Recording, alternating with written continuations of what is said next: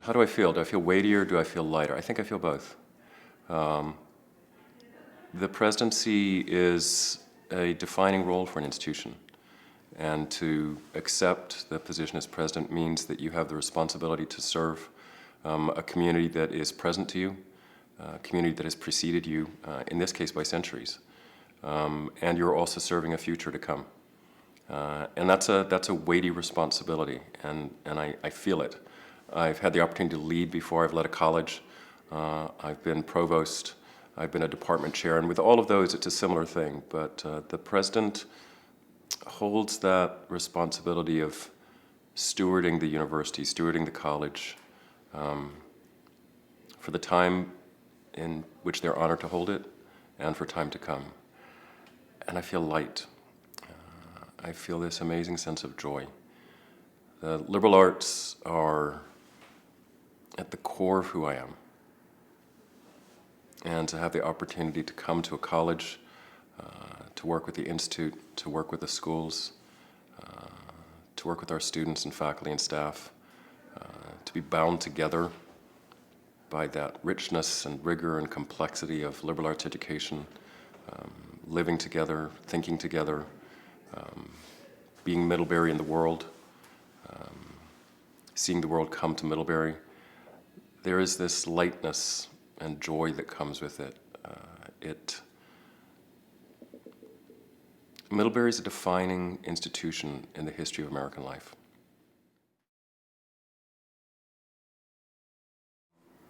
It's not an accident that the liberal arts begin with liber, to be free.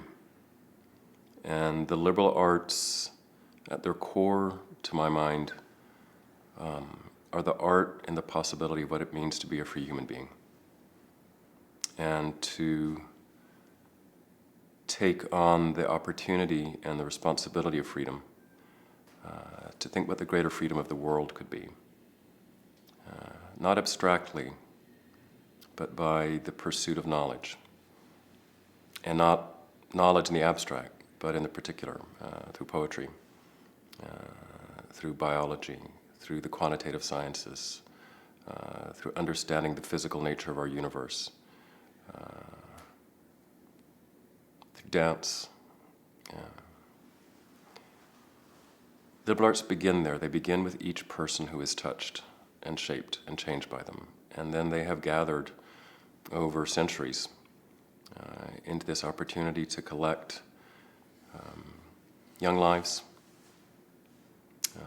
young women, young men, young non-binary students who for 4 years can be surrounded by the possibility of all that we've known and all that we don't yet know.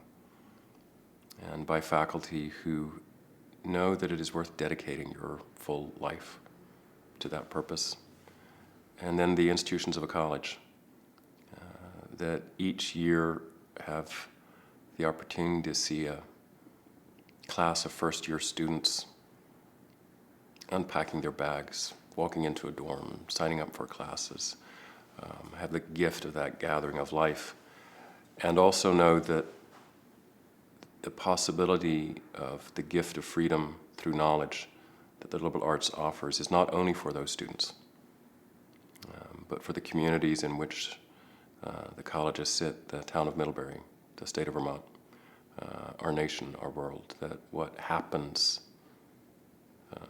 in Middlebury, what happens in Monterey, what happens in the summer, what happens in the language schools, what happens in France and in Morocco, is part of our commitment to the world that the liberal arts have been shaped by and shape.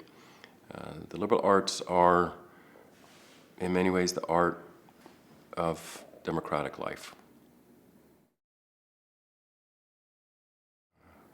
One of the things that has most attracted me to Middlebury is the profound commitment, enduring over generations and renewed most recently under President Patton's leadership and by the faculty and staff, to the future of our planet, the care for our environment, the incredible challenge of taking on the realities of what climate change is producing. As we sit in my office today, we know that Los Angeles is burning. And we know that around the world there are people in communities large and small whose lives will be thrown often into mortal peril by the reality of climate change. To understand climate is to understand climate science, but it's to understand economics and policy. It's to have a deep understanding of how we wrestle with our ethical commitments, our commitments to one another now, our commitments to future generation. It takes philosophy. To understand climate change means that we need to be thrown out of ourselves and out of what is comfortable. And that so deeply is the work of the arts. The liberal arts are all of those. They are politics and economics and sociology and law, the data sciences, the quantitative sciences, the humanities and the arts, for their own sake, and because drawn together, they allow us to inhabit that world and to try to take on our responsibility to it. As a child, I grew up in South Africa during the apartheid years. My mom and dad ran adult literacy programs for mine workers. When I was a little boy, I was just a little boy. My childhood was just a childhood. But it was a childhood in a place that was marked by a profound violence and a profound injustice and an order of racial exclusion. And as I got older, into my early teens, there was nothing remarkable about this coming into awareness, but I came into awareness that I was surrounded by a deep wrong.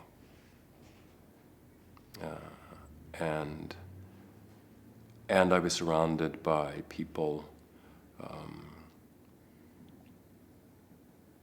Black South Africans, Indian South Africans, South Asian South Africans, who didn't enjoy the rights that I did, and yet held them within the dignity of their person. But the law did not recognize that.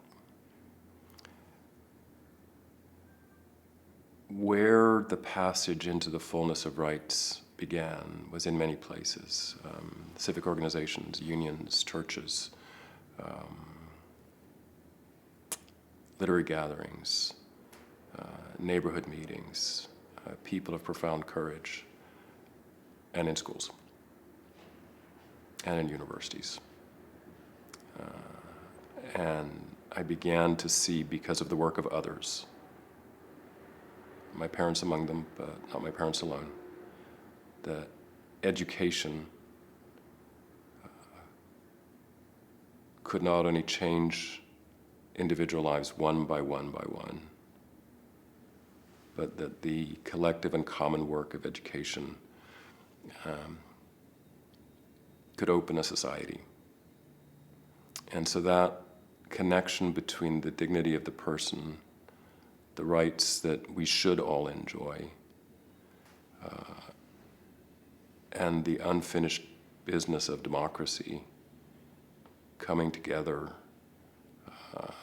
through the pursuit of the education of all was marked from that moment. What did I learn about the character of Middlebury people from the process of the interview? So a couple things. One was Kirtley Cameron, who worked with Ted and the whole committee on the search. She opened the interview process, and the very first thing she said was, "We go by first names here. Is that okay? And by the way, I'm Ian." It was a very simple thing, but you can tell when people are speaking authentically to you.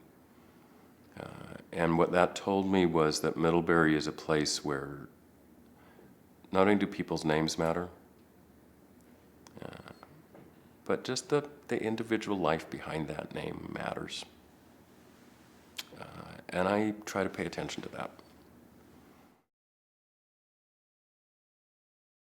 we are at a moment that has been building for some time, in which what had been part of an American social contract and the place of higher education in an American social contract is, I wouldn't say unraveled, but it's in the process of maybe unraveling. The way that I think about that is that the college is broader than the American we. The college is a global we. But for the moment, I just want to think about an American we.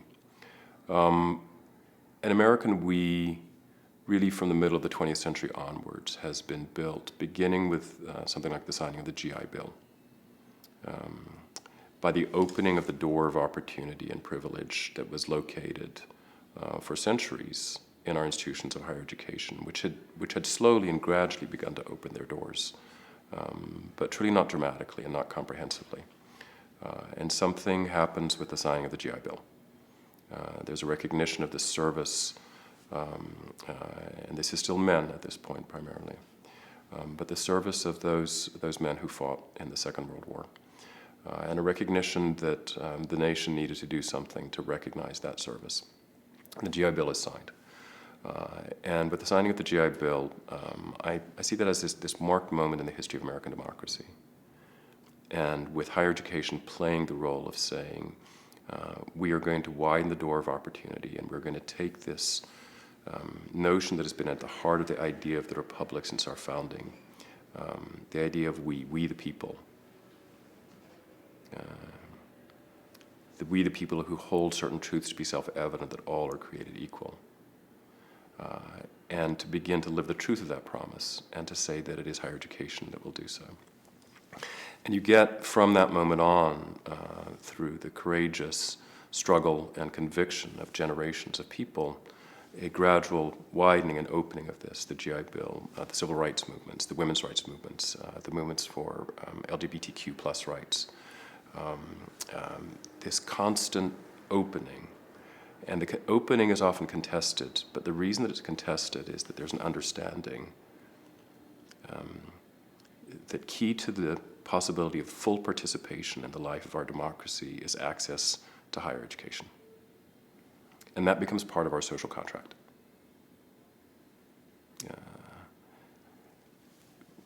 If I see a challenge, it is that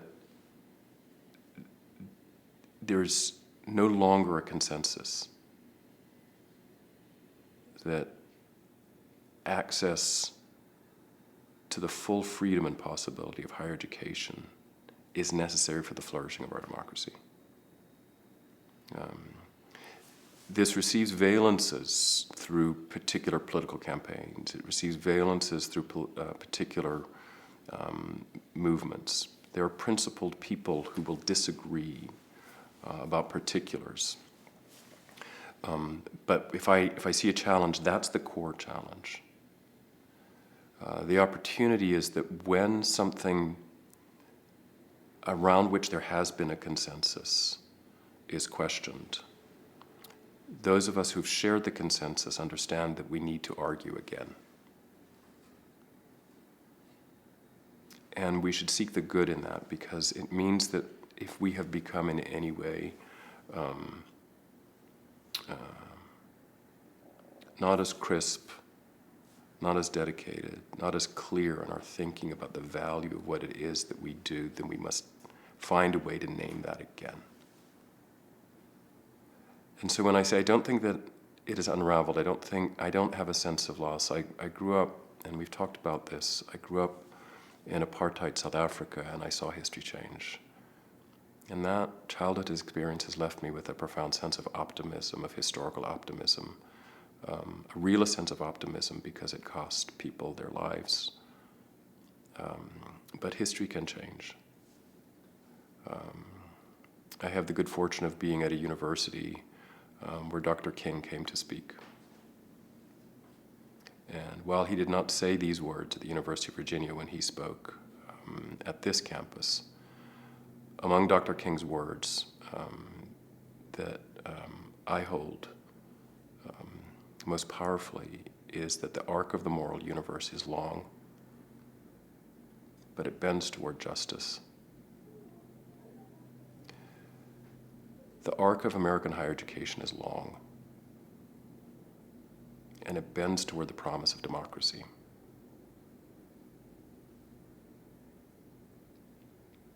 And we have the opportunity to participate in the bending of the arc of history.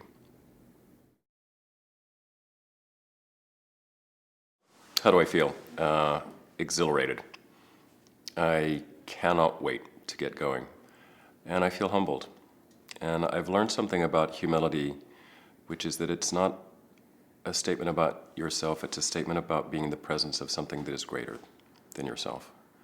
And I have that. I have a sense of what a treasure Middlebury is, and I just feel humbled and excited, incredibly grateful, and I just cannot wait to get started. I'm not coming to Middlebury to be the president. I'm coming to be your president.